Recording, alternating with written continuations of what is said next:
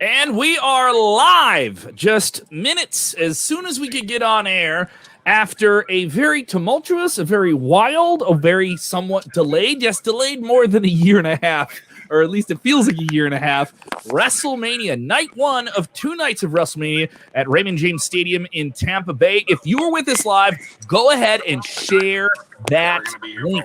Tell us what you think about this year's WrestleMania, at least half of it that we have right now. I'm Kev Kellum here at the base of operations in the Sports Kita Zone. Still virtual for me, but Rick and Chino, him and the SK team, I know we have Jose is in the car as well. They're stuck in traffic trying to get themselves out of a rain-soaked Raymond James Stadium. Rick, you were there. We'll get into the card, but there was a whole lot of other things that happened before the wrestling started, right?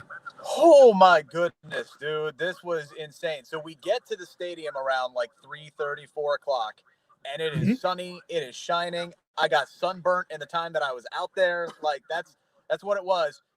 And then I get to the media gate and I'm sitting there and I'm waiting. And then all of a sudden the clouds roll in and the palm trees start blowing all over the place. And it's really nice. A few hours from the first bell. It sounds really nice.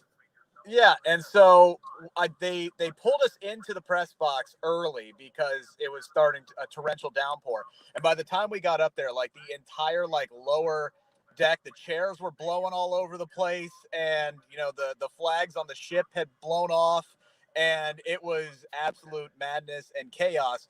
And it appeared like everything was great. By the time the rain had subsided, like right before showtime, Vince McMahon comes out and he gives that impassioned, "It's WrestleMania," and the crowd, all 25,675, lose their mind. And all of a sudden, like in that moment, it just felt right, man. It's like, we're back. We're back. Yeah. We're ready to go. It was a magic moment. Let's get Drew out here and go. And then immediately afterwards, they're like, "We're sorry. We're going to have a weather delay." And we're like, what? And you just experienced one. You just went through a weather delay where the show got delayed. Like at that point, it was like almost like 10 minutes or so, like a little bit. Right.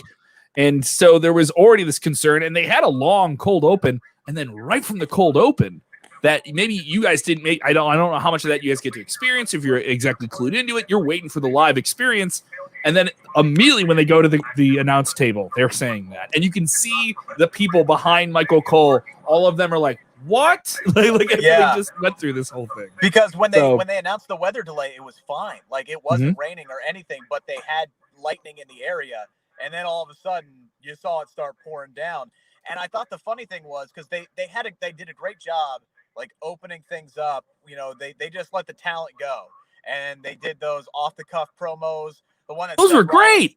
The one that Seth Rollins did with Pat was amazing. It's almost like they should just let these guys talk more often and not, you know, reside on the script so much. Maybe, just maybe, but just give them bullet points, little bullet points, little bullet points, and let him go.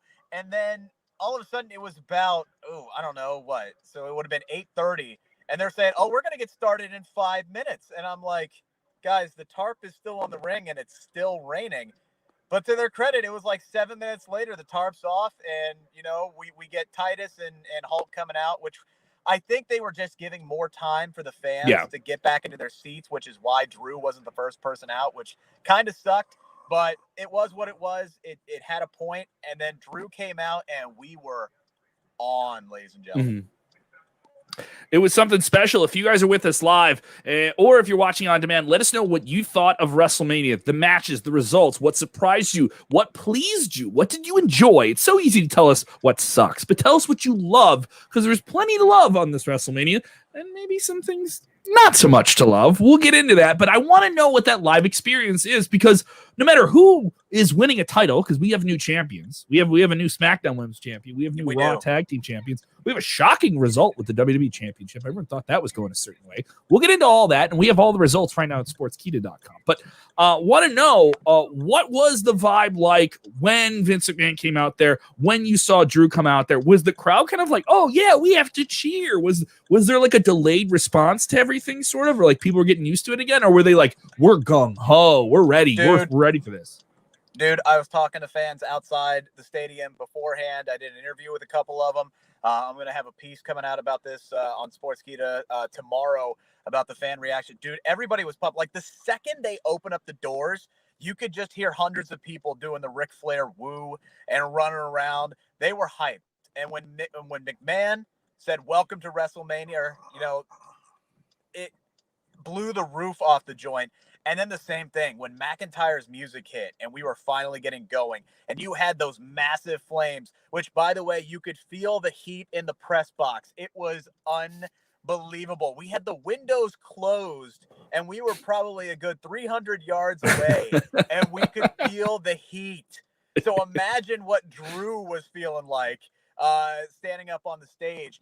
But you heard it, man. When he was getting ready to put the sword in the ground and he did the 3-2-1, everybody counted down with him. It was an incredible feeling. Lashley didn't get as big as a pop as I thought he would.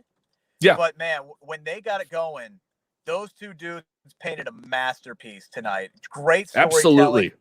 Inside the ring. And, my goodness, the amount – not only that, but you got to fight through a weather delay. The ring was probably soaked. The ropes were probably wet. When Drew you could visibly on camera see that there was some they were still at least at ringside, not so much in the ring itself. And some people are like, "Oh man, they better dry that up. It's gonna be dangerous. It's gonna be hard for someone's gonna slip." There was that spot where Drew slipped on the top rope. I don't know if that was meant to happen or if he actually slipped. But either way, man, yeah, the ending was a little bit surprising to me. I was kind of low key hoping Lashley would win, and the way that they did that, they went, with Drew not tapping out and passing out, makes Drew look good in defeat. And honestly, yeah, now the almighty era gets to continue. The amount of pressure that these guys were on to put on a classic of a match, being the first one in front of live fans in over a year, and they absolutely delivered. Let's go WrestleMania big. If you guys are with us in the comments, sound off. Want to know what you're thinking. We have the most interactive platform in all of wrestling media. We have plenty of fans we talk to. We dropped interviews on our YouTube and our Facebook watch channels this weekend with Victoria. Love that. All right. I think she's bound for the Hall of Fame. Enzo and Cass broke a little bit of news with us as well. And plenty of stuff. And you actually got to talk to some fans outside the stadium, which I think is very interesting as well. All that is available on our Facebook Watch channel and our YouTube channel, so definitely check those out. James Espanto Fernando Paraguay is texting in. He says, it was a dang good WrestleMania. That hair whip. Woo! We had chops, people whipping each other with hair. We'll get to that. But big reaction. Were people shocked that Drew McIntyre did not get this belt? Because for everyone, it felt like this is his crowning moment. This is what they're gonna give Drew what he deserves. It felt like maybe the most predictable outcome, but they worked a very dynamic match, a simple distraction, maybe something that would drive people crazy on a TV because we see that a lot on television. We don't see that maybe on pay-per-views. We see a little bit more finality here. And Drew sold this like he was devastated. Like he was emotionally devastated. He didn't tap out. He got choked out. And this makes Bobby Lashley look like a monster. Yeah, he did. And yeah, I think us up in the press box, we were definitely surprised by this. There were, I think everybody thought Drew was going to win in front of the crowd. There was probably that minority that wanted McIntyre or wanted Lashley to win, but we all didn't really think he was going to win. And yeah, you could hear it in the crowd. They were stunned when the referee called for the bell, but it was nonetheless, those two dudes have everything to be proud about with this matchup tonight.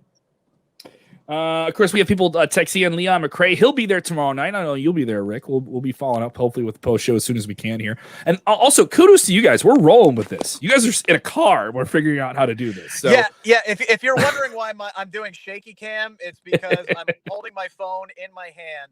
And the reason why I'm poorly lit is because I have the world's tiniest backseat light that is lighting me up right now. We got Jose G up in here driving the car. Rico Glorioso is the lighting guy. We're figuring it out. We were gonna have Jose on the show, but maybe he could chime in from the driver's seat because again, we've barely moved like 25 feet since the show started. Oh, I've been there, dude. WrestleMania 35 in New York, New Jersey, right? It took us 2.5 hours to get out of there. It was so I understand it's WrestleMania. It's 25,000 people. People got to get used to getting out of a building again, right? This is life. Isn't this the normal? It's almost like you're happy to be in a traffic jam again. No, I wouldn't go that far, but imagine how much worse this would be if it was at full capacity. We only got 25,000 that we're trying to deal with right now. We already have discussions about this. Frank Riviera is texting in. He is saying match of the night? Question mark. What do you think the match of the night was? What was the discussion from the fans on the scene? We'll be dropping more content directly from there because it's not like 80,000 people got to go. 25,000 people got to go. Right. What was the consensus there? Because I can tell you the match I thought was the best of the night. So I didn't get to talk to any fans post because I was trying to rush to the car as soon as possible. But the ones that I did talk to, they were very, very. It came down to two matches that they were most excited for, and I do think that they were the two matches of the night. And it was Seth Rollins and Cesaro, and then there were a lot of people who really wanted to see Sasha Banks and Bianca Belair just go out there and absolutely kill it. And I think both of those matches 100% delivered. I mean, I really think there was only one match that kind of disappointed tonight. The wrestling was fantastic. You could tell that everybody was really on top of their game tonight. If I had to pick one, though, man, just for the moment at the end, I'm going with Bianca and Sasha. That main event delivered tonight. That was a big-time main event, big-time payoff. You got your feel-good moment. They did tease it, but they did the right thing. They saved the hair whip until the end, and then she hit her with the kiss of death and won. And they did a bunch of different things. They used the hair to choke her, so they kept going back to it, which is just Bianca's signature gimmick is this long, grown, natural ponytail. Wow, it was brutal. And I could tell you, talking to some female fans online who love themselves Bianca Belair, love the sass coming off the screen. There's only one sassier superstar, and that was Sasha Banks. The dynamic, the chemistry was really, really good. I love this. This paid off so big. We do have some video from you guys because they were up to the wall. They were started almost a half an hour late. So I know we got less of the post-match celebration, her family embracing her. You tell us a little bit more about that, about what happened when the cameras went off in terms of the broadcast. The first thing that happened was Montez Ford hit the ring, and it was such a great moment. He comes down there.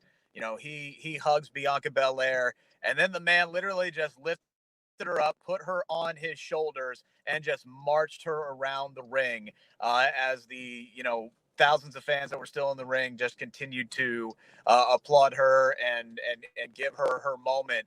And then she got out and she jumped into the crowd and hugged her dad and hugged her mom and hugged her family and everything. And eventually she made her way back up to the ramp and had that Becky Lynch pose where she's holding up the championship up in the air and the pyro's going off. It was such a great moment. It sucks that they cut the feed as early as they did because, man, you can't help but just get all the feels especially when Montez hit the ring. It was so it was so good, and you could see. I mean, did you notice at the beginning of the match just how overcome with emotion that Bianca and Sasha both were? They knew the magnitude of the moment. They knew that they were making history just by standing in the ring at that point in time.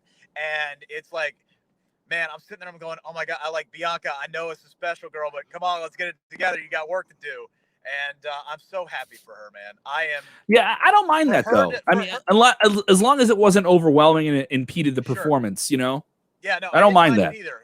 I didn't mind it either, but I'm just sitting there. I'm like silently going, come on, get it together. You can get it together. I know you can do this. So, and knocked it out of the park. For it to be this long before she ever won a championship is almost criminal, but it almost made this moment even more special. Other big moments from night one. Obviously, the weather delay was a big issue. A lot of people working around it. One of the people that cut those random, unplanned promos was Seth Rollins, who is ridiculous in his interactions with someone he thought was called Mike, but it wasn't Mike. It was Kevin Patrick. And he wanted to hyphenate his name. I loved how Can we hyphenate it? With that. Can we hyphenate that? Is it Kevin Mike? Mike Kevin? And it was just Rollins is having a lot of fun, but this match was pretty ridiculous. He came out with the pyro intro, and they definitely laid into for the broadcast side. You guys wouldn't see the superimposed graphics. There was a giant skeleton hanging over the stadium. They had a lot of fun with the aesthetics of this year's WrestleMania. That set looked beautiful. It looked very, very beautiful and grandiose and played up to the level of the event. And Rollins, I think, had one of the first really significant entrances of the night. Him and Cesaro, though, had themselves one hell of a wrestling match. Teasing the swing. They did a couple of them. They teased the neutralizer. I don't know if you heard this line because I know you're in the press box. So you get a little bit of the mixture of the broadcast and the live. Line of the night, not on a microphone.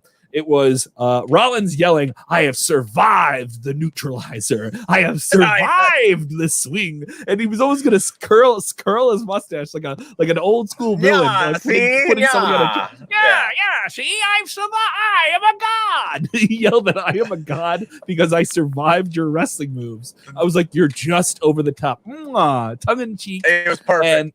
And the comeback was awesome from Cesaro. He looked fantastic. I loved him roaring up the crowd. You could tell that whenever the wrestlers turned to the crowd to get a reaction out of them, they were like, like they had something from it.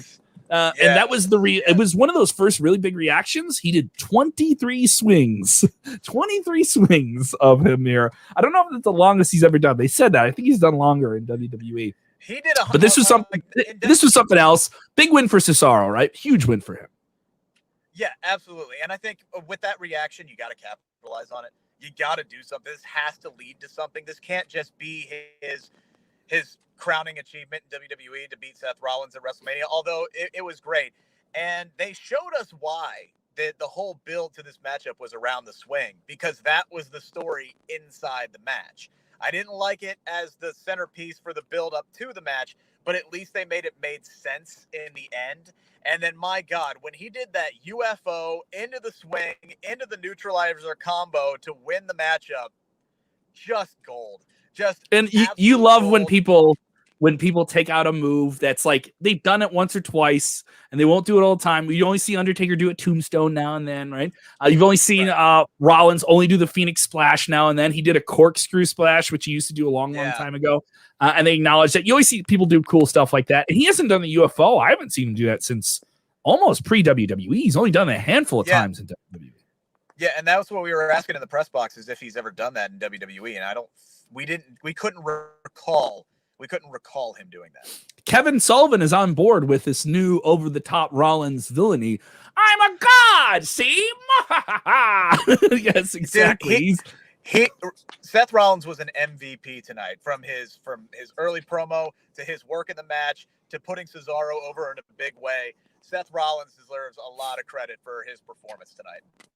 Nishad Jawad riding hard with me for a long, long time. Thank you so much for the Nishad sent me some wrestling gifts a couple weeks ago. I appreciate that, Nishad.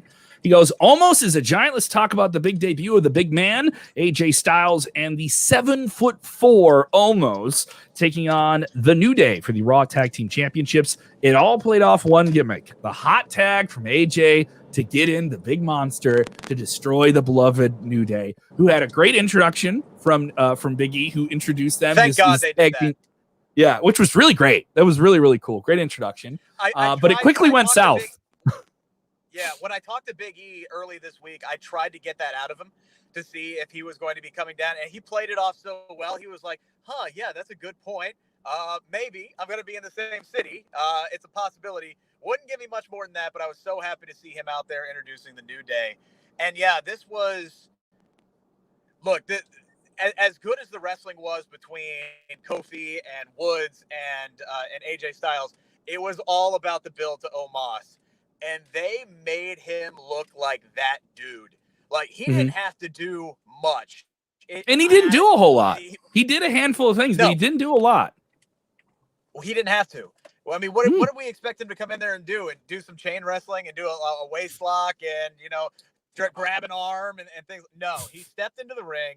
And when Xavier stepped up to him the first time, the first thing I thought about was like when Art Lean took on Goro in the Mortal Kombat movie. Like, that's what that looked like to me. And the ending was almost about the same.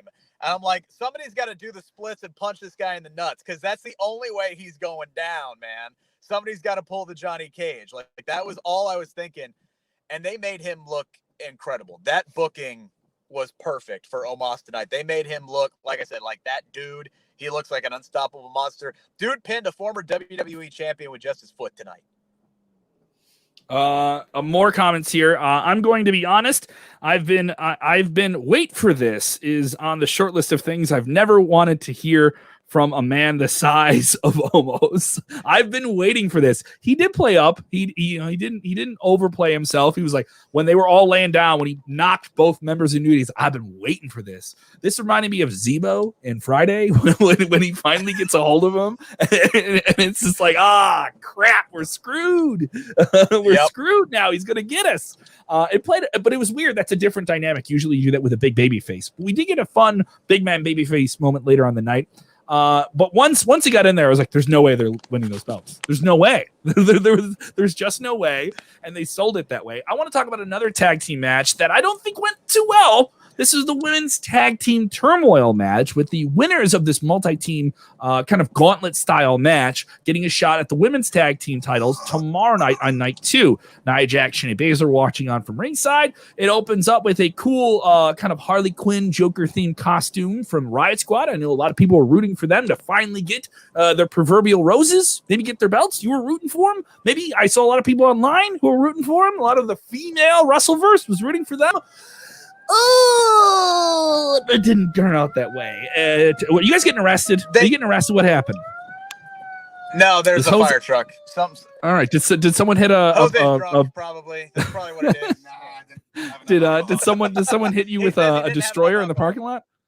As Bad Buddy having too much of a party in the parking lot? Yeah. That's a Puerto Rican destroyer. That's what Jose. Yes, the Puerto Rican destroyer. Jose was in the chat texting it to me as well. I saw that here. That's what. But yeah. Man, the booking did not make sense for this women's tag team match tonight.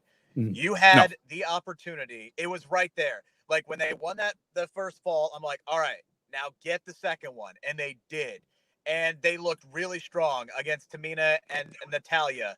And I'm sitting there going, oh my, okay, so they have a really good shot here to make them look incredibly strong, get 3 straight pinfalls, finally get their big win. Right? They're the longest tenured tag team in the women's division. They haven't had an opportunity to get over that hump and have that big win. This could have been a big moment for them. And instead, they decide to give the victory to Natalya and Tamina. And now we have 2 heel tag teams tomorrow night fighting for those belts on night 2 of WrestleMania. I don't know how well that's going to go over with the crowd. Because who are they going to root for and why should they care? And Tamina winning this was a big win. This was a huge win for her. It was nice when I saw that she got tagged in and Natalya could have put the sharpshooter on. And she said, no, we're going to give it to Big Tam. And she came in there and hit that splash. And she is a second generation superstar. She comes from that long lineage. And I know you could tell it was a big deal for her to get that win. This is probably, I don't know if this means they win those belts tomorrow. Natalya, many people say, oh, she's won the title a handful of times, but she's always been treated as a journeywoman, to get other people up. This was a very, very big win for both of them. So I get that, but I'm not taking anything away from them. No, but I'm not taking there was fan momentum. There was fan momentum behind the Riot Squad to get this win. Fan momentum, and they didn't get to have it. You also had Mandy Rose tripping her way down that wet walkway. People getting on that. Some people told me there was a wardrobe malfunction. I'm not one of those creeps that has to go look on the internet for them. That's awful. If you do that, you're a bad person. We did have Titus O'Neil sneak up behind Mandy Rose when she was doing like a little selfie video type thing. And I think he said something about it to her backstage, which is kind of funny when you think that Titus is well known for his infamous trip up at the Greatest Royal Rumble. So that was good. Oh, you guys are moving. You're moving in traffic right now. So it's pretty good. We are moving. Actually, it's good. Yeah. A couple of comments here. Matt Hinckley, are they having live shows now? I guess he's referencing WWE. Would anybody know? Or are they still doing the Thunderdome? So as far as we know, Rick, this is WWE saying we're going to do WrestleMania live and we're not going to touch this again until the late kind of final quarter of 2021. Am I correct? That's the latest word we heard from them a few months ago. They just signed. They couldn't do it at Tropicana Field anymore because obviously the Rays need to play there. But they did sign another lease with another venue. I'm not sure which one it was. I believe it's the Yuengling Center. Yeah. So that's where Raw is going to be on Monday night. This is the first, welcome back to fans, but we'll be back in the Thunderdome at least for a little bit, starting on Monday. Kevin Sullivan says, it looks like Kevin looks like his cab is taking him to some secondary location. Hopefully that's where you guys are not stuck there all night. If you're stuck in that long of traffic. I will never go to a secondary location. Okay. If you don't get that reference, look it up. It's hilarious. People sending this one, Muhammad Tawab saying, congratulations to the EST of WWE. Yes, truly a special crowning moment for her. Let's talk about this. A match, I think, that really, really exceeded expectations. The build was likely the worst of any match on this year's two-night WrestleMania. It was all built on Shane McMahon calling the big man, Braun Strowman, an exceptionally large attraction in WWE, stupid. And that was the whole idea, is that he was stupid, and that green Nickelodeon slime was poured on him, and his grades that weren't his grades were shown off on TV. And then Braun Strowman said he was doing this for anyone who's ever been called stupid. Now, as a kid with learning disabilities and dyslexia, I was also rooting for the kid who was in the learning disabilities class named Braun Strowman, the big man, to help me out here. And so there was a little bit of that. I got notes of what they were going for, but the delivery just wasn't there. There were some really clunky promos to get to this, but when they had a cage match to this, I thought Braun likes to rip stuff up. He likes to grab physical things and destroy them and use them to destroy his opponents. And that's what we got here, a stunt show of a match that involved interference from Jackson Riker and Elias attacking Braun before he could even get in the steel cage, hitting him with a chair. I mean, Braun took some really solid chair shots at the beginning of this match, too. This was wild. He ripped through a cage and threw Shane McMahon off the top of the cage. Rick, this is a wild cage match. This one completely over-delivered on people's expectations. Rick, can you hear me? Yeah, it did. Hang on. Sorry, I'm trying to get That's all right, bud. My phone was about to die, so I had to plug it back in. There we go. Okay, all right, so we're zipping through the battery here quickly. Look, I had like, my phone sucks. Anywho, so I had like zero expectations for that. I had none. Mm-hmm. No expectations whatsoever. And so when the bar is that low, yeah, I mean, I thought this matchup turned out to be really, really good. And it had two incredibly good spots, one of which was Braun Strowman literally ripping the cage wall open to pull Shane McMahon back in. And then, of course, we all knew Shane McMahon was going to go flying off of something, and it ended up being he took a bad bump off the top of the steel cage. Now, imagine taking that bump, my man, knowing that you had to take another bump after that. And he had to, and not only the bump, but the Braun Strowman power slam. So you got to give Shane McMahon some respect. He absolutely ate it tonight. Braun got the win. It's the one that just absolutely made sense was for Braun to win this matchup. It was a lot better than what I was anticipating. And it was fun. It honestly was fun. The build absolutely sucked. But again, and that's been the kind of like the theme for all of WrestleMania for me. The destination was great. The journey sucked, but by the time we got to the end, it was all good. Yeah, I loved it. This may be one of Braun Strowman's best performances in WWE, and with an unlikely working partner. Now, Shane is a fine wrestler, but he does a handful of different things. And some people say, "Oh, you're McMahon, so you get the big spot at the big show," and that's to be said. But he goes out there and does something ridiculous every single time.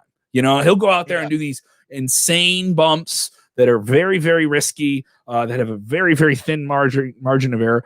Some people can say, "Oh, well, you know, he's landing on these big crash pads from 30 or 40 feet." It's not. I saw some people saying that. I was like, he's doing it in the ring. Like he's doing. The ring is a completely different animal. He took a 20-foot drop overhead on his back in his late 40s. So I mean, he took the bump of the night, probably. Yeah, and then took a power slam. You know, it wasn't like Braun went over. Braun could have gone over him and pinned him. But at least Braun was like, "No, man, if you're gonna do that, we're really gonna get me over on this thing." This really reboots Braun Strowman, a character that people have been down on for the better part of the last, since he dropped the title in the summer, right? Yeah, I think so. I think this gives him some momentum. The crowd was very pro Braun. That was kind of surprising to me. I thought the crowd gave him a nice little pop. They liked the ending of the match, and we'll see how they continue to build him from this point on out. What else do we have to cover? Am I forgetting anything? What else? What other news, notes, loose ends do you want to cover? You are forgetting the performance of the night from Mr. Bad Bunny. I knew you were going there. I was really trying to do that to play Jose up in the car to see if he would yell at me for not freaking out about Bad Bunny hitting a Canadian destroyer. Like that should be the headline of Money's story. It's a Puerto Give me the camera. It's a Puerto Rican destroyer, Kevin. I'm going to drive this car off the road if you don't call it what it's called. Well, thankfully, we're parked in front of my hotel now. Okay. We'll wrap up here pretty quickly. Bad Bunny, Damian Priest, big intro. He comes out on a semi-trailer truck. He wrestles a majority of the match, too. Takes a lot of punishment from Miz and Morrison. This was by far the best performance by a celebrity in a WWE ring. Dude looked like he knew what he was doing because he knew what he was doing. Like, I think Alex McCarthy from TalkSport was the one who put this out on Twitter, that Adam Pearce and Drew Gulak were responsible for getting Bad Bunny up and running for this matchup, and they did their job. Dude was hitting arm drags. He got in the waist. He was doing great chain wrestling. He hit his spots. He hit the Puerto Rican destroyer on the outside. And I think the moment that really made that was as soon as he hit that on Morrison, they did that deadpan right on the Miz's face, and he looked like he just crapped his pants. It was incredible. The Miz did a fantastic job of making Bad Bunny look like a star tonight. The only thing that was questionable was the spawn of Adam Rose's bunny that launched up the start of the match for the Miz and Morrison's intro. Did you notice the bunny with the one ear? Yeah, one of the bunny's ears fell off, so that was kind of a botch. There was plenty of botches tonight. Matthew at Botchamania is going to have a whole lot of work coming out of the show, specifically the tag team turmoil match, the rain. I guess the rain delay is a botch. Maybe you could call it that. Sure, you know? Absolutely it is. A lot of people saying that God was getting his comeback for Backlash 06 when Vince McMahon, that was all over social media. But this was a wild WrestleMania night one. God. Yeah. Yes. This was a wild WrestleMania night one, and we have a night two. Obviously, we hope you guys join us if you're with us here. Make sure you like this video if you haven't done it already on whatever app that you're watching on. And if you haven't done it, share it with your friends. You don't have to put it on your page. Oh, you're going to post too much wrestling stuff. Well, you have a wrestling thread with your friends. Tell them that you were on screen. Tell them that you're in the comments. Go ahead and share it, or tag your friends in the comments below as well. We will be live with a whole bunch of content tomorrow from Raymond James, a hopefully dry Raymond James, right? We're hoping the weather's pretty good. I had to do a weather report with Jose from the stadium today, which was nuts. And that was just as it was getting bad. Yeah. Tomorrow's supposed to be work. Maybe they moved the show up a little bit, huh? Fall and pray tonight. All right. Yes. Pray to the guys that we don't have rain tomorrow as well, and we can get as much of the WrestleMania that we deserve and we want. And kudos to you guys for having a good time. I know it's pretty late where you guys are, an hour ahead of me, and I'll let you guys call it a night and sleep it in and go get another tan. Hopefully, while the sun is still up tomorrow. Jose's hopefully not going to hit anyone with the Puerto Rican destroyer in the parking lot. 100% rain. 100% chance of rain. Do you see that? There is a 100% chance of people freaking out on the internet tomorrow because they can't watch wrestling like they're supposed to. So other people texting in. Anthony Bruno saying, in Florida tomorrow, it is going to be rainy all day. So hopefully we get through it, guys. Rick, if they want to follow you on the Twitter machine, follow all your work, because I know you're doing a lot of different stuff across the board. I'm trying to, man. Still plenty of time to check out my Big E interview before his Nigerian drum fight tomorrow. Might be some water beating off those drums when they're banging. But you can check that out. Again, my interview at WrestleCon with Victoria is up, and you can get all of the first looks. They all come out on my Twitter. Follow me at Rick Uccino, RICKUCCHINO. I picked up a ton of followers today. Well, at least a ton for me, and I really, really appreciate that. And please follow me tomorrow night. I'll be live tweeting again. I do have some video of the Cesaro swing and a few other things up on my timeline as well. I hope you guys enjoy, and please follow me. I know Jose's in the car. Definitely check them out with the Debrief, our show on Wednesday nights that drops. That will be our show now for AEW and NXT, even though it's on Tuesday nights. And of course, check out sportskeeda.com. We have everything you need before WrestleMania. All your top 10 lists, all your deep dives, the latest breaking news, everything in one click, sportskeeda.com. You don't need to go anywhere else. You don't need to get lost in anything else. And if you're checking us out on the different video apps, like I said, go ahead and give us a subscribe. You can follow me on the Twitter machine at KevKellam. That's KEVKELLAM. I'm really liking this SK wrestling thing. I'm liking it. Maybe I stick around. Maybe I'm here for a little bit longer. Rick, I appreciate you guys. Go hit the hay. I think you should stick around. You think okay, all right. We'll see what happens. All right. We'll see where the chips fall here. I hope you guys enjoy wrestling. I know we're going to be critical about different things, but there is a fun, lively energy within the wrestling community right now. I know you guys were at the center of it tonight. Definitely enjoy it. We will be back tomorrow night. Keep your notifications on because we may have some breaking news and even some live streams before WrestleMania. Remember, when watching wrestling, please do the most important thing. Read about it at sportskeeda.com and enjoy wrestling.